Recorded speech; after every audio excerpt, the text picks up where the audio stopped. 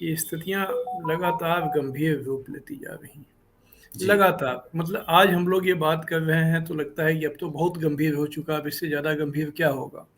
लेकिन अगले दिन कुछ ऐसी खबरें आती हैं, कुछ ऐसे सिचुएशन वहाँ बनते हुए दिखते हैं कि वो लगता है कि ये तो अ, अनप्रेसिडेंटेड है, अभूतपूर्व है, ऐसा तो पहले कभी हुआ नहीं था। जैसे कि एक अभूतपूर्व घटना कल हुई जब अ, ये इजराइल के जो एक मिनिस्टर हैं, वो एक वहाँ की फार राइट पार्टी है, ध्रुव दक्षिणपंथी, क्या उसे एक्सट्रीमिस्ट पार्टी आप कह सकते हैं, चरमपंथी पार्टी है। उस और वो और उन पार्टियों के साथ इस बार नेतन्याहू ने सरकार बनाई हुई है 2022 नवंबर के बाद से। तो वो उनका नाम है अमीचाई इलियाहू।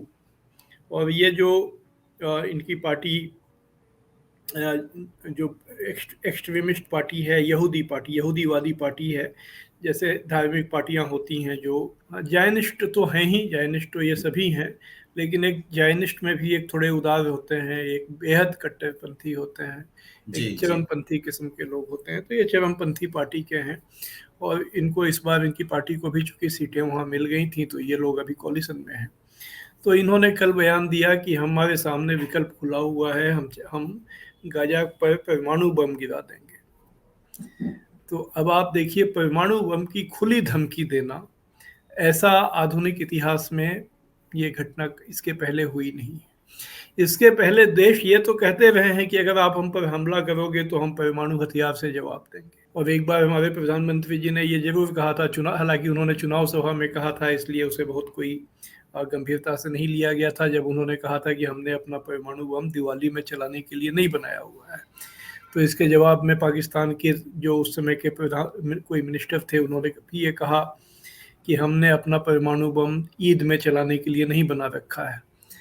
तो ये इस तरह की बातें तो होती रहीं, लेकिन सीधे सीधे ये, चाहे प्रधानमंत्री मोदी हों या पाकिस्तान के जो मंत्री हों, उन्होंने ये जो बात की, ये आप देखिए परोक्ष रूप से उपमाओं में की गई बात है भाई। जी, इसमें वो उन्होंने ये कहा, उसका एक मतलब यह भी कुछ और भी हो सकता है, मतलब जो भी हो सकता है।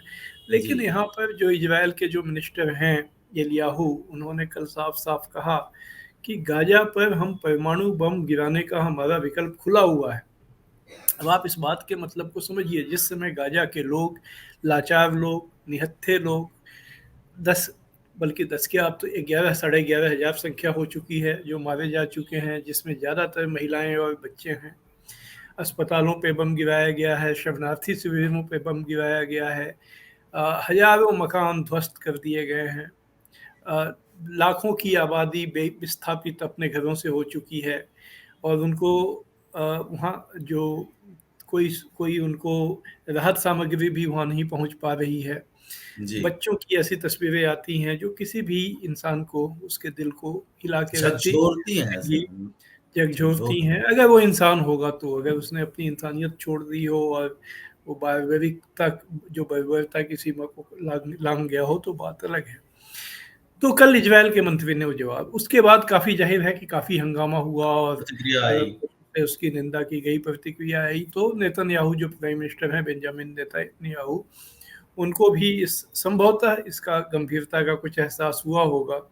तो उन्होंने ये ऐलान किया कि ये जो मिनिस्टर साहब हैं, अब इनको कुछ समय तक के लिए कैबिनेट की मीटिंग में नहीं बुलाया जाएगा। तो ये मतलब उन्होंने हटाया नहीं उनको, ना उनके खिलाफ कोई कार्रवाई और एक्शन। की गई। ये कहा गया कि अब इनको नहीं बुलाया जाएगा हुँ। जो कैबिनेट की मीटिंग में, वो भी कुछ समय के लिए।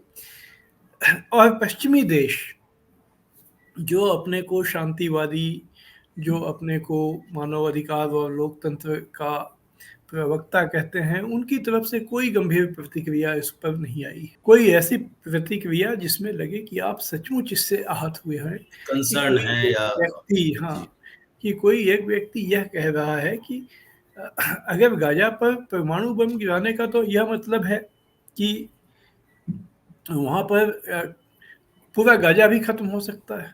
अब वो तो कितना पावरफुल बम गिराया जाएगा इस पर डिपेंड करता है।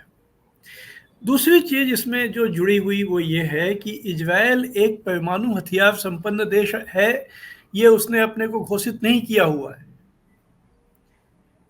ये है कि रहस्य है कि उसके पास परमाणु बम है या नहीं। हालांकि दुनिया मानती है कि उसके पास परमाणु बम है और वो अमेरिका के सहयोग से उसने बनाया हुआ है। आप देख रहे हैं जनचौक का सोशल मीडिया प्लेटफॉर्म।